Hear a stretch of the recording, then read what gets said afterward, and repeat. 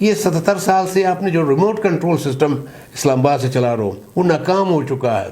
جی دریا سے لے کے پہاڑ کی اس کے باہر جو ہے اس کے اندر جو ہے وہ سارا کا سارا گلگت بلتستان کا عوام کا حق ہے. گلگت بلتستان کے لوگوں کو آپ کب تک آپ اس طرح دبا کے رکھیں گے, ریموٹ کنٹرول کے ذریعے رکھیں گے؟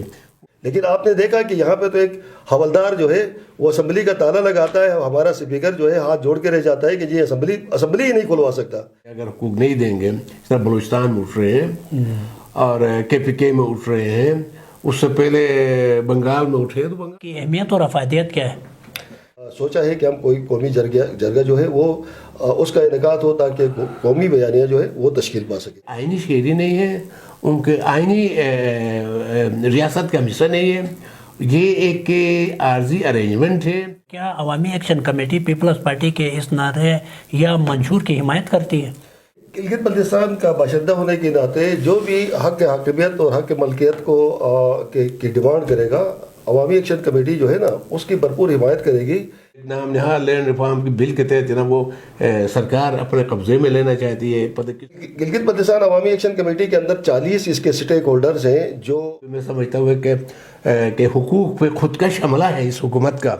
احسان ایڈوکیٹ گروپ, فدا حسین گروپ, بجلی نہیں ہے, پانی نہیں ہے, آٹا نہیں ہے, سرکاری گروپ ہے, وہ کوئی عوامی ایکشن کمیٹی نہیں ہے, اور نہ اس کے پیچھے لوگوں کی طاقت ہے, نہ اس کے پیچھے نوجوان ہیں.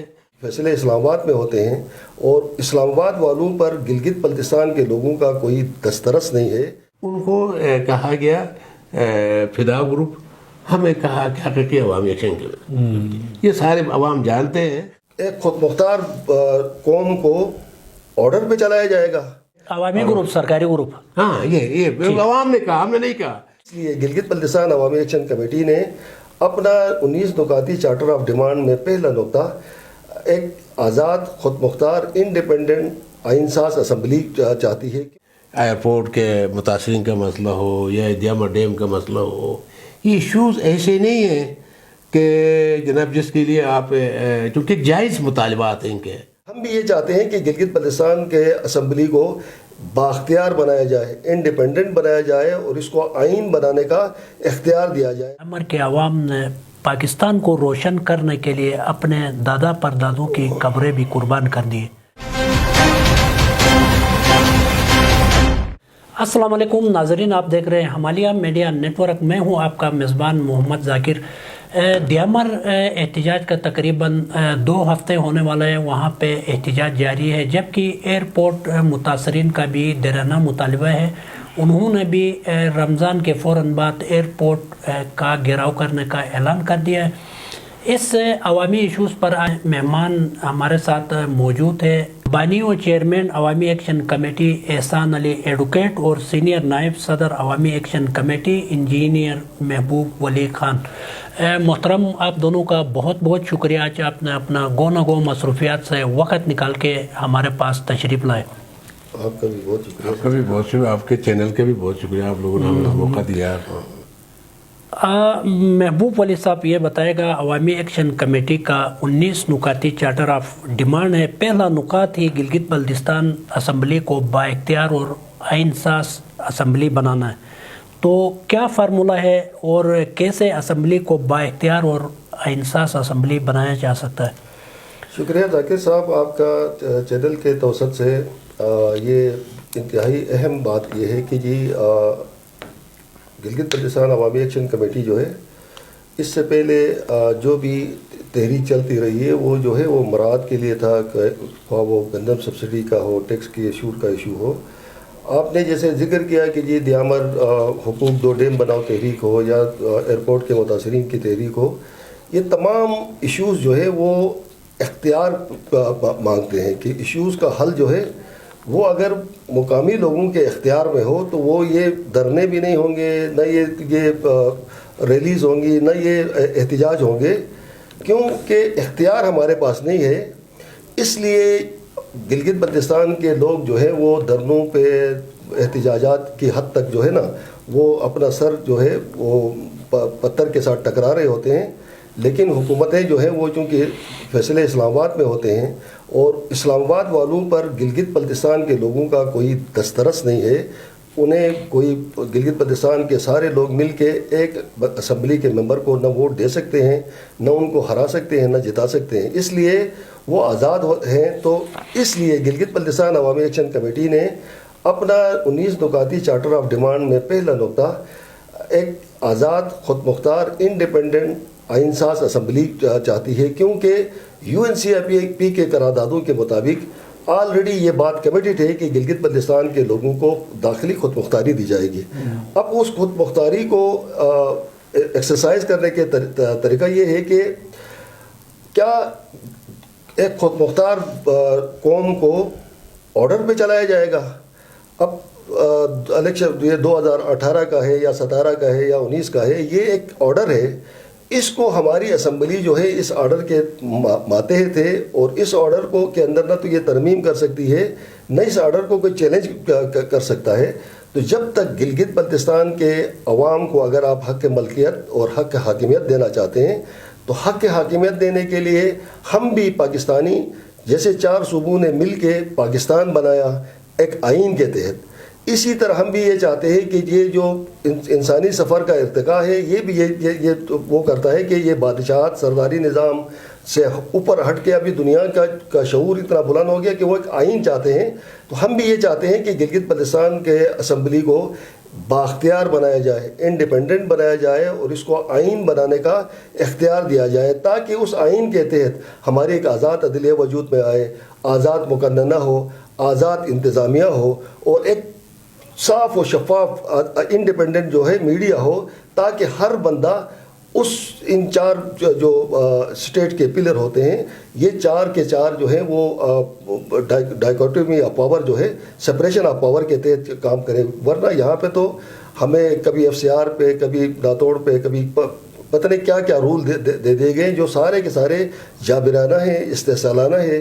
اس لیے گلگت بلتستان کے مسائل جو ہیں وہ جوں کہ تو ہے۔ ہم حق حاکمیت کے لیے آئین ساز اسمبلی مانگتے ہیں، اور حق ملکیت جو ہے وہ آلریڈی 1927 میں ہمارا اسٹیٹ سبجیکٹ رول میں موجود تھا کہ ہمارے حدود بتائے گئے تھے، ہمارے قدرتی وسائل کو کی منافعت کو کس طرح تقسیم کیے گئے، چونکہ ہم ریاست آزاد جموں کشمیر کے باشندے ہیں۔ تو اس حوالے سے یہ ریاست کا قانون تھا کہ اسٹیٹ سبجیکٹ رول جو اس وقت مقبوضہ کشمیر میں، جو آزاد کشمیر میں رائج ہے، لیکن بدقسمتی سے یہاں پہ ایک اسٹیٹ کے رول کو توڑ دیا گیا ہے، اس کو معطل رکھا گیا ہے۔ ہم یہ چاہتے ہیں کہ اس کی دوبارہ بحالی ہو، تاکہ ہمارے حق حاکمیت اور حق ملکیت جو ہے وہ انشور ہو۔ حق حاکمیت ہمیں آئین ساز اسمبلی پروٹیکٹ کرے گی، اور حق ملکیت ہمیں اسٹیٹ سبجیکٹ رول جو ہے یہ دے گا۔ شکریہ۔ ایڈوکیٹ صاحب یہ بتائے گا کہ دیامر بادشاہ ڈیم بن رہا ہے، دیامر کے عوام نے پاکستان کو روشن کرنے کے لیے اپنے دادا پردادوں کی قبریں بھی قربان کر دی۔ گزشتہ 2 ہفتے ہو گئے تقریباً وہ احتجاج میں ہے، آپ نے بحیثیت عوامی ایکشن کمیٹی چیئرمین شرکت کی۔ ایئرپورٹ کا دھرنا، متاثرین ان کے دھرنا ہے، عید کے فوراً بعد انہوں نے بھی ایئرپورٹ گھیراؤ کرنے کا اعلان کر دیا ہے، دونوں میں آپ نے شرکت کی۔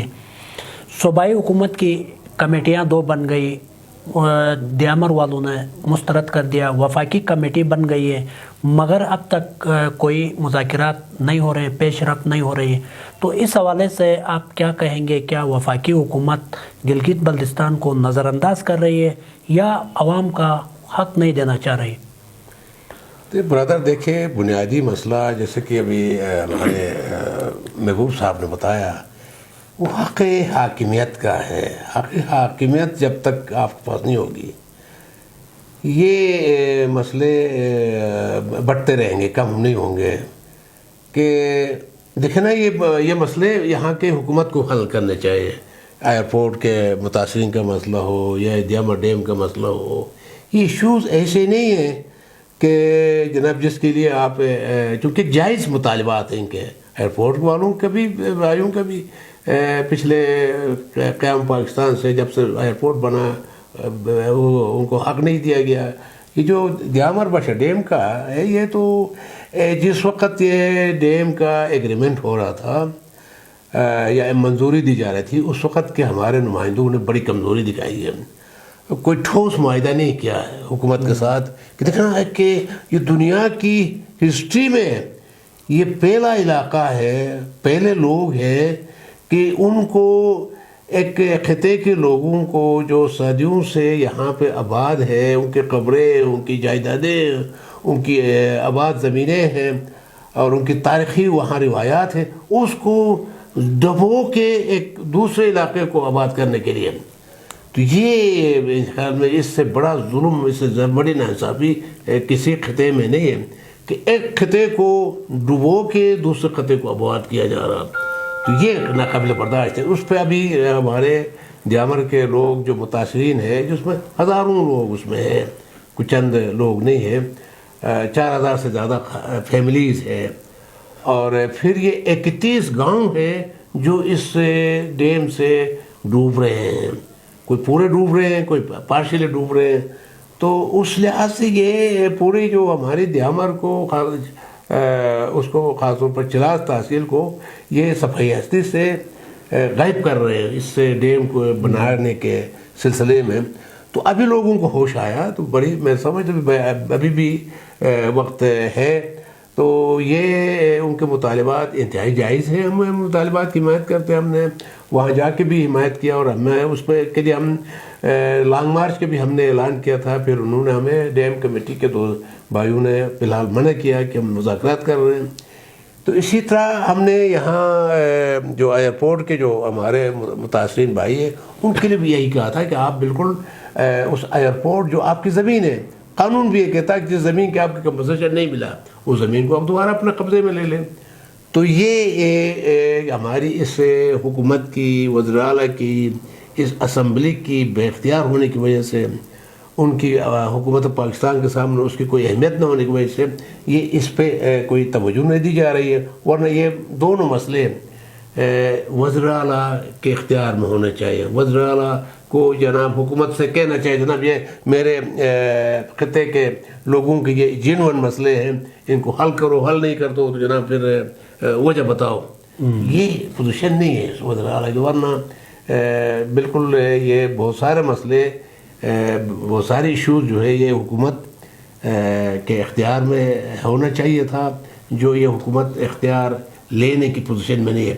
جب یہ کمزور لوگ ہیں، یہ اپنے اختیارات لے نہیں پا رہے ہیں، یہ جو 1948 13 اگست کی 48 ہے، اس کے بعد سیکورٹی کونسل کی قرارداد ہے، اس میں ہمیں داخلی خود مختاری دی گئی ہے، مکمل اپنے اندرونی نظام رائے شماری، جموں کشمیر میں رائے شماری ہونے تک گلگت بلتستان اور آزاد کشمیر کے عوام کو مکمل داخلی خود مختاری دی گئی ہے۔ فوج اور یہاں کی پاکستان کو صرف جناب اندرونی معاملات میں ہیلپ کرنے کے لیے کہا گیا ہے، اور ڈیفنس کے معاملات میں ان کو کہا گیا، باقی تمام معاملات یہاں کی حکومت کو دی گئی ہے، لیکن ہماری نمائندگی ابھی تک رہی ہے انتہائی کمزور رہی ہے، اور انتہائی میں یہ کہوں گا کہ جناب انہوں نے عوام کے ساتھ اپنے ذاتی مفادات کے لیے عوام کے ساتھ غداری کی ہے، انہوں نے تمام پچھلی حکومتوں نے اور موجودہ حکومت نے بھی، دیامر ڈیم کے ساتھ بھی، ایئرپورٹ متاثرین کے ساتھ بھی یہ بہت بڑی زیادتی کی ہے، ناانصافی کی ہے، جو یہ حل کر سکتے تھے نہیں کیے انہوں نے۔ ایڈوکیٹ صاحب یہ بتائے گا کہ حالیہ دنوں آپ دیامر احتجاج میں شامل ہوئے، آپ نے بھی تقریر کی، بابا جان نے بھی تقریر کیا، تو سوشل میڈیا کے اندر ریاست مخالف تقریر کو اس تقریر کے ساتھ جوڑ دیا گیا، وزیر اعلیٰ نے پھر مذمتی بیان جاری کی۔ کیا ایسی آپ لوگوں نے تقریر کی تھی کہ وہ حکومت کو بھی اس کی تردید کرنی پڑی؟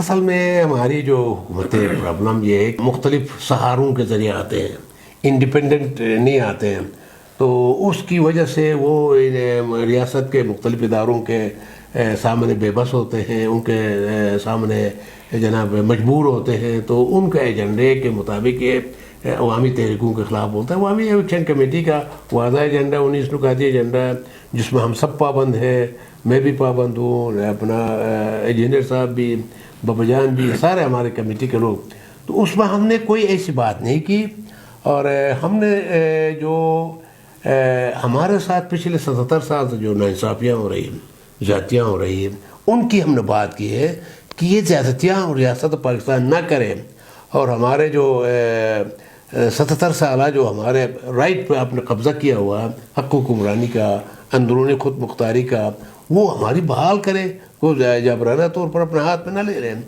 ये 77 साल से आपने जो रिमोट कंट्रोल सिस्टम इस्लामाबाद से चला रहे हो वो नाकाम हो चुका है।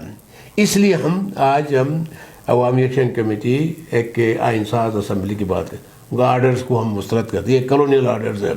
ब्रिटिश इम्पीरियलिज्म ने भी बरसगीर में जनाब इस तरह के आर्डर्स के ज़रिए चलाने की कोशिश की, बरतानिया से, इंग्लैंड से डायरेक्ट चलाने की कोशिश की, नाकाम हो गया, लोगों ने आज़ादी हासिल की।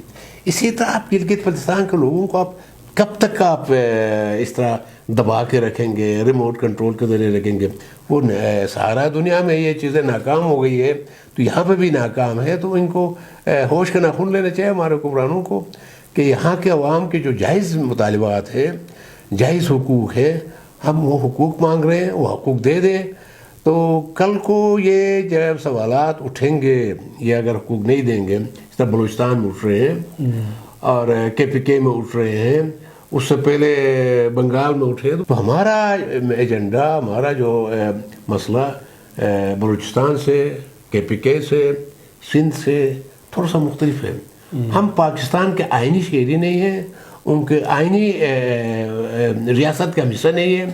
ये एक आर्जी अरेंजमेंट है, उसके तहत रियासत पाकिस्तान के हमें उसमें है, इंतज़ामी कंट्रोल में है रायशुमारी होने तक। तो उस इंतज़ामी निगरानी को ये इन्होंने अपना यहाँ पे इसको कॉलोनी की शक्ल दे दिया। हम इस कॉलोनियल निज़ाम के ख़िलाफ़ हैं, रिमोट कंट्रोल से को ख़ात्मा चाहते हैं। और यहाँ अपने एक आइनसाज असम्बली के ज़रिए, एक आइनी बाख्तियार हुकूमत के ज़रिए अपना निज़ाम, अपने वसाइल अपने ऊपर खर्च करके अपने ख़त्े की तरक्की चाहते हैं, बेरोज़गारी का ख़ात्मा चाहते हैं, मुफ्त तालीम, मुफ्त इलाज चाहते हैं, और यहाँ के जो पसमानदगी है, गुर्बत है, उससे निकलना चाहते हैं। जैसे आपने कहा हक हाकिमियत, हक मलकियत की हम हिमायत करते हैं, ये नारा तो पीपल्स पार्टी का है। क्या अवामी एक्शन कमेटी पीपल्स पार्टी के इस नारे या मंशूर की हिमायत करती है? देखिए, गिलगित बल्तिस्तान का बाशिंदा होने के नाते जो भी हक हाकिमियत और हक मलकियत को की डिमांड करेगा, अवामी एक्शन कमेटी जो है ना, उसकी भरपूर हिमायत करेगी।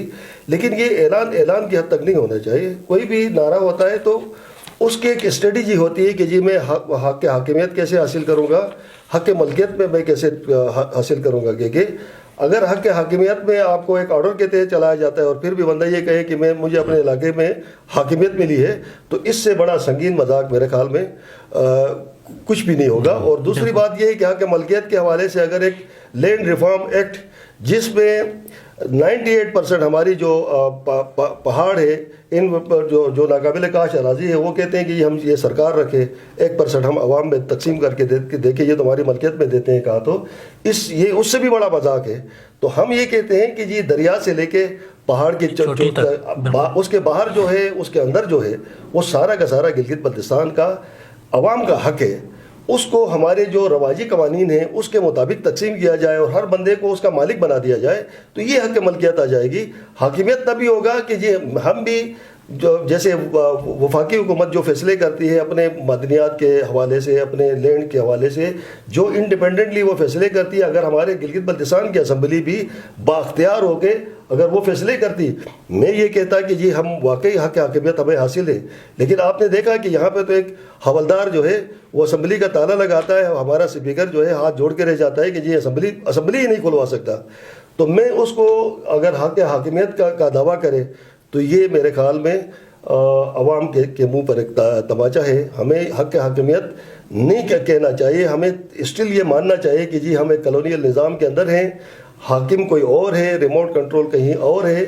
जब तक अवाम के मुंतखब नुमाइंदों को बाख्तियार नहीं करते, अपने इंटरनल फैसले खुद करने का इख्तियार नहीं देते, हमें हक हाकिमियत का ख्वाब जो है वो शर्मंदा ताबीर नहीं हो सकता। और इंशाअल्लाह अवामी एक्शन कमेटी जो है अवाम के ताउन से ये इस बात को इंश्योर करेगी कि अवाम का शऊरी लेवल इतना बेदार करेगी कि वो गुलामी और आज़ादी के फ़र्क को बखूबी पहचान लेंगे। और वो वक्त ज़रूर आएगा कि अवाम खुद इख्तियार अपने हाथ में लेगी, उस वक्त कहेंगे कि हाँ अभी हमें हाकिमियत हासिल है इंशाअल्लाह। एडवोकेट साहब ये बताएगा कि लैंड रिफॉर्म्स एक्ट پیش ہونے والا ہے اسمبلی میں اگلے اجلاس میں. پھر ایک گرین ٹورزم کا مسئلہ ہے, سوس بارڈر ایشو ہے, منرل جو پالیسی بن رہی ہے, اور اس طرح کے دیگر مسائل ہے گلگت بلتستان کے اندر, عوامی مسائل ہے. تو اس حوالے سے عوامی ایکشن کمیٹی کو کیا تحفظات ہیں؟ دیکھیے برادر, آپ نے بالکل اہم ایشوز آپ نے چھیڑے ہیں. یہ جو لینڈ ریفارمز کا مسئلہ ہے, یا گرین ٹورزم کا مسئلہ ہے, یا جناب یہ سوس بارڈر کا ایشو ہے, یہ بھی حکومت کے اپنے ایشوز نہیں ہے, اپنے فیصلے نہیں ہیں. یہ اسلام آباد سے گرین ٹورزم ادھر سے تھوپا گیا ہے. ایک کمپنی کو, نئی نویلی کمپنی کو جناب سارے ہمارے اثاثجات, ہماری جائیدادیں, ہمارے جناب ہوٹلز, ہمارے guest houses, rest houses, forest کے ہاؤسز, سب اس کے حوالے کیے گئے ہیں 30 سال کے لیے, اور اونے پونو داموں.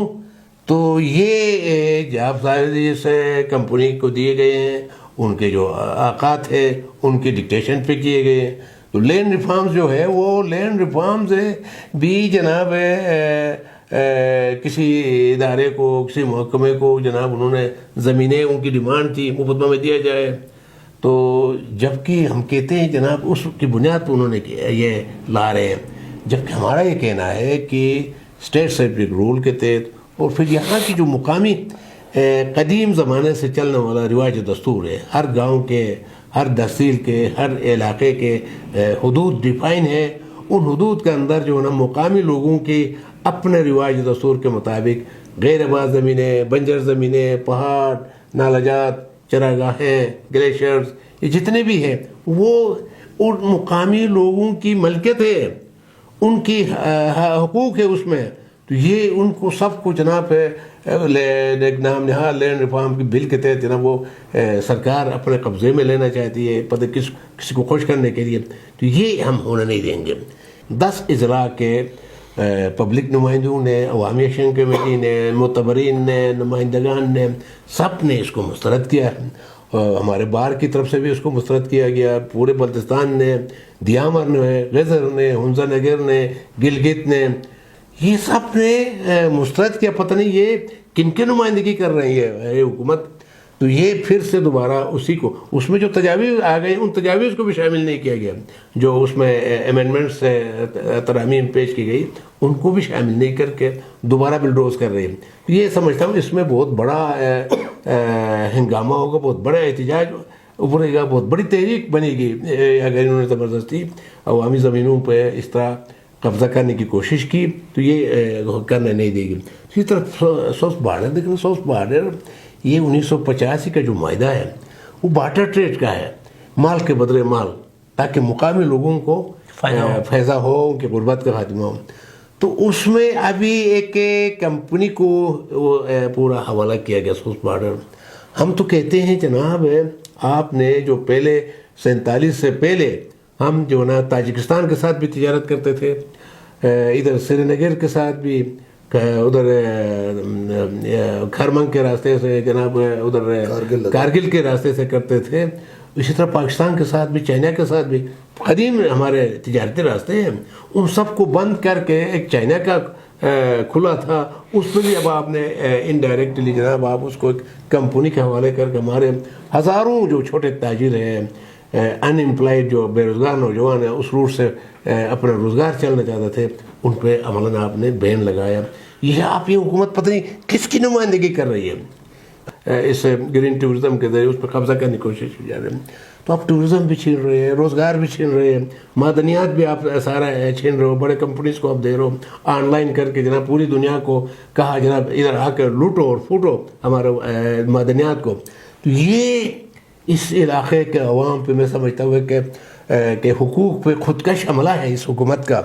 اپریل کے آخری ہفتے میں عوامی ایکشن کمیٹی نے ایک اجلاس طلب کیا ہے قومی امن جرگے کے نام سے, تو مختصر سے بتائے گا کہ اس کی اہمیت اور افادیت کیا ہے؟ دیکھیں آپ کو ذاکر صاحب یہ پتہ ہے کہ جی پہلے گلگت بلتستان کو شمالی علاقہ جات کہا جاتا تھا. بالکل.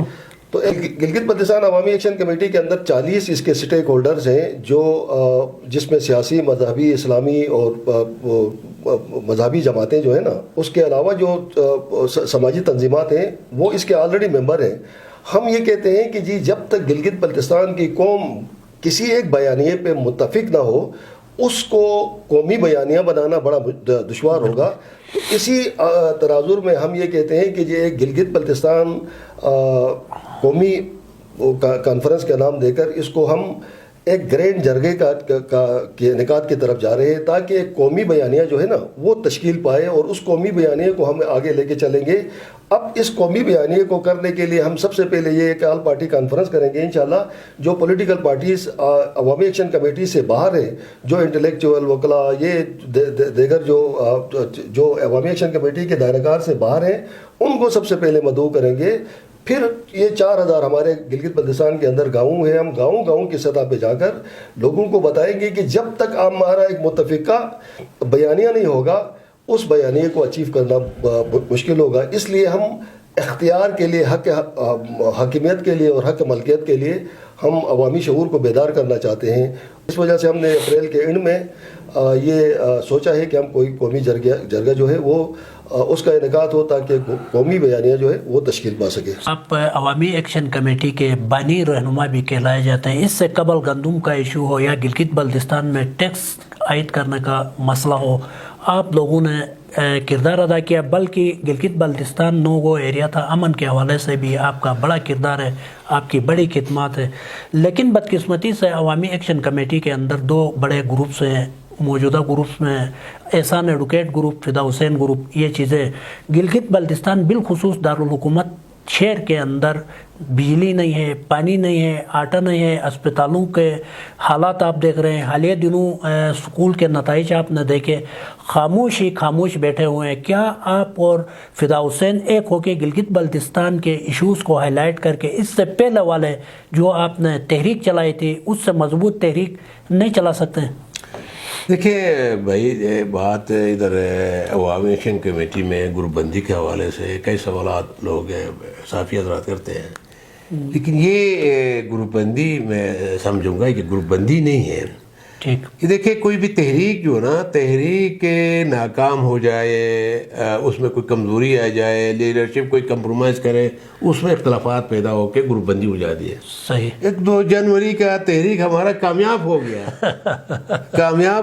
کامیابی کے بعد کچھ لوگوں کو سرکار نے الگ کیا, 2-4 آدمیوں کو کر کے کہ تاثر یہ, یعنی کہ اس سے خوفزدہ تھی حکومت کہ جناب یہ تحریک اگر عوامی ایکشن کمیٹی کو چھوڑ دیا تو جناب یہ آگے بہت بڑی عوام کی سپورٹ کے ساتھ ہمارے لیے مسئلہ پیدا کرے.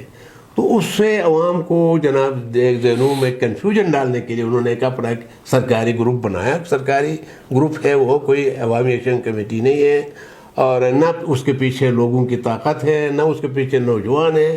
اور یہ حالیہ جو نا دیامر کے انہوں نے جو ہماری جو بایو دھرنے دیے ہوئے ہیں ڈیم کے حقوق کے حوالے سے, اس میں بھی انہوں نے ان کو کہا گیا فدا گروپ, ہمیں کہا کہ حقیقی عوامی ایکشن کے یہ سارے عوام جانتے ہیں, نوجوان جانتے ہیں, مزاحمتی تحریک ہم چلا رہے ہیں اور ہم پہ کیسز ہم پہ ہیں, اور شیڈول میں ہمیں ڈالا جا رہا, اور سائبر کرائمز ایکٹ میں ہمیں ڈالا جا رہا, گرفتار ہمیں کر رہے ہیں ٹیررزم ایکٹ کے تحت. تو یہ ریاست کے انتظامیہ کے عطاب کے شکار ہمیں وہ فیسلیٹیٹ ہو رہے ہیں. اچھا, وہ فیسلیٹیٹ ہو رہے ہیں جناب, ان کو جناب امداد بھی مل رہی ہے, امداد بھی.